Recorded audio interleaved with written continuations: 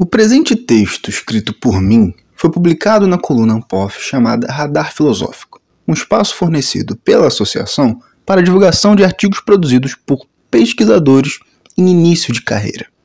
O texto é, portanto, uma síntese didática do que foi tecnicamente abordado em nosso artigo The World in Paradox, Fields of Sense Ontology and the Outlines of Paradoxism, publicado na Revista Acadêmica das Questões no dia 20 de dezembro de 2024. Sob o título Paradoxismo, um novo sistema realista brasileiro em face das tensões neorrealistas, a síntese foi publicada na coluna no dia 18 de fevereiro de 2025. Aproveite a leitura. Paradoxismo, um novo sistema realista brasileiro em face das tensões neorrealistas. Tudo que existe é paradoxal.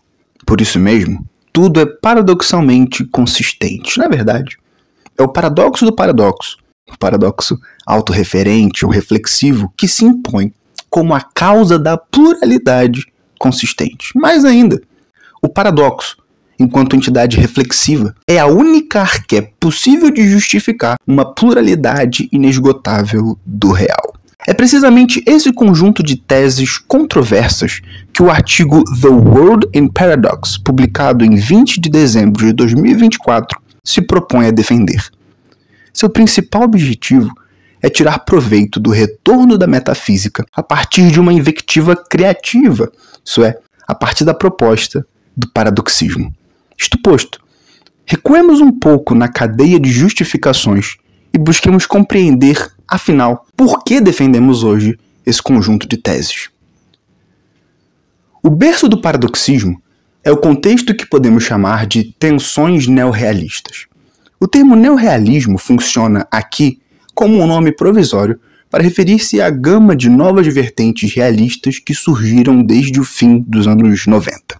A pergunta que guia essas vertentes é simples. O que conta como real? Ou qual é o verdadeiro princípio de realidade? Essas são questões pré-socráticas por excelência. Por seu teor supostamente ingênuo, a relevância de perguntas desse tipo foi minada durante algum tempo. Agora, no entanto, elas retornam com uma vingança. Ao que parece, toda teoria que se vê como arrealista parece justificar sua validade por meio de algum comprometimento com a realidade. A acusação, portanto, é de que a realidade está sendo ignorada. Essa ignorância voluntária impõe-se cada vez mais como contraproducente. É nesse contexto aparentemente insustentável que ocorre o que ficou conhecido como virada realista. Embora um número não pequeno de filósofos gravite em torno dessa virada, pode-se defender coerentemente que dois grupos são os protagonistas. O realismo especulativo, fundado por Ray Brassier, Ian Hamilton Grant, Quentin Meillassoux e Graham Harman, em 2007, e o novo realismo, fundado por Maurício Ferraris e Marcos Gabriel, em 2011. Todos esses filósofos são guiados por essa vingança do real. Dentre eles, o mais inclusivo e pluralista é Marcos Gabriel, para quem tudo, absolutamente tudo é real, menos o mundo.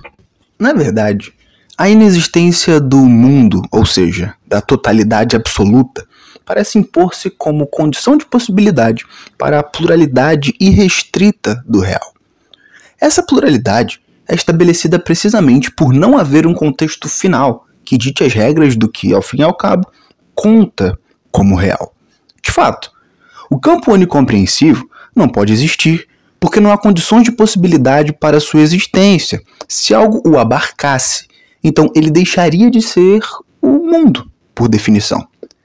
É pela questão da pluralidade, adida aos problemas vinculados às condições de possibilidade do mundo, que Gabriel decide abdicar da totalidade e utilizar essa decisão teórica como ponto pivotal para uma teoria pluralista. A partir desses esclarecimentos, fica latente que todos os neorrealistas se comprometem com uma regra de realidade que os vincula a alguma noção de mundo. Paradoxalmente, e apesar de si mesmo, isso parece ser verdadeiro até no caso de Marcos Gabriel. O compromisso gabrieliano com o mundo surge em dois momentos centrais. quando afirma a inexistência do mundo e, portanto, parece comprometer-se com um mundo que realmente existe em algum sentido. E 2. Quando lança mão de conceitos que perpassam supostamente tudo o que existe, como a noção de objeto ou de campo de sentido. É aqui que surge a aporia que serve de ponto de partida para o paradoxismo. O mundo transparece como um problema para o realista, e ainda assim, parece que não é possível ser realista sem mundo. É nessa instância que toda empreitada neorrealista se depara com o problema do paradoxo. O paradoxo pode ser compreendido como aquilo que, quando efetivado, torna indeterminada toda a gama de objetos sob seu escopo. Essa indeterminação funciona como um bug metafísico que Gabriel chama de sobrecarga ontológica. Os objetos plenamente paradoxais travam a realidade, inviabilizando não só qualquer projeto teórico, mas também a própria efetivação do real. É preciso, por isso, justificar metafisicamente a existência do paradoxo e procurar uma forma de tratar consistentemente a inconsistência. Habemos paradoxismo.